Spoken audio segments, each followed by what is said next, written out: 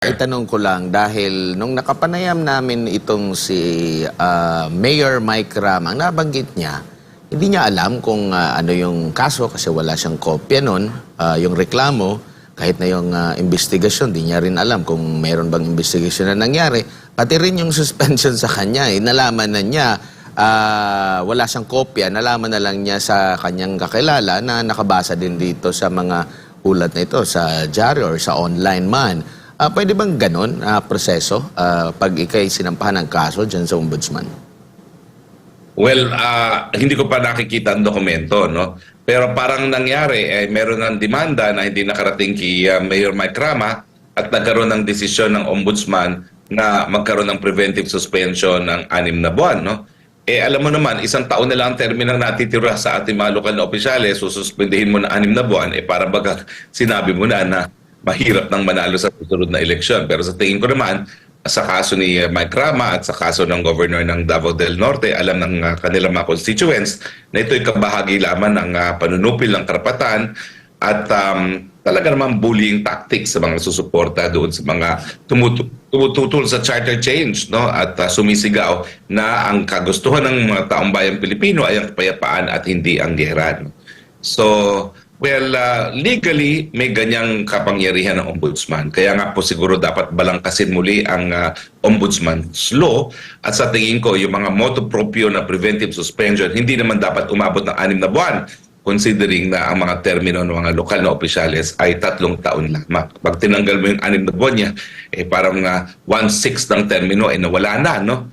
So hindi naman tama yun, no? At wala pa naman napapatunayan na kahit ano. At ito ay para lamang di umano, no? Para hindi maka-apekto sa investigasyon na ginagawa ng ombudsman.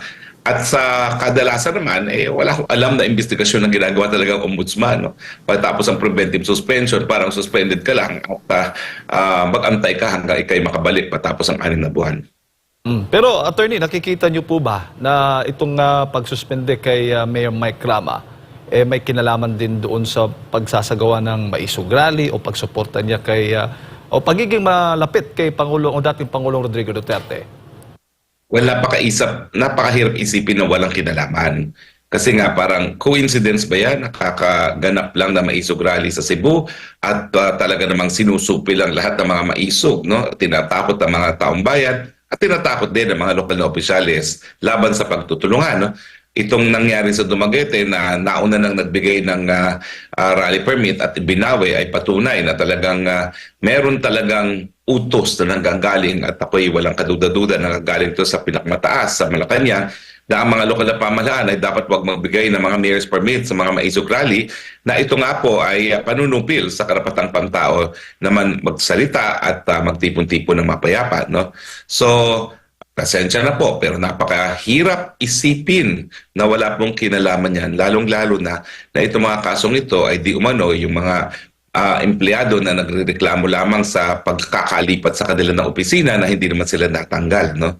So, too much of a coincidence. Oo, at nakikita rin natin na ito yung magiging chilling effect din, o may implikasyon din doon sa iba pang mga alkalde na may plano o baga susuportahan kung anumang mga pagtitipo na pinangungunahan ng dating Pangulong Duterte. Tama nga po yan, no? Kaya nga po, dahil doon sa Dumaguete Doctrine, ang gagawin natin doon na lang tayo sa Freedom Park. Ang panawagan na lang namin sa mga lokal na mga opisyales, wag na lang kayo maghimasok dahil sa Freedom Park, hindi naman namin kinakailangan ng kahit anong rally permit. Nasa salag ang batas ang ating rally permit, no? So kung ayaw nyo na pag-initan ng gobyerno, wag nyo na lang paghimasukan yung mga rallies na gagawin namin sa mga susunod na araw, susunod na buwan, sa mga Freedom Parks. Dahil yan naman po, malinaw ang ating saligang batas, ang ating Korte Suprema, with or without permit, tuloy po ang mga rallies sa mga Freedom Parks.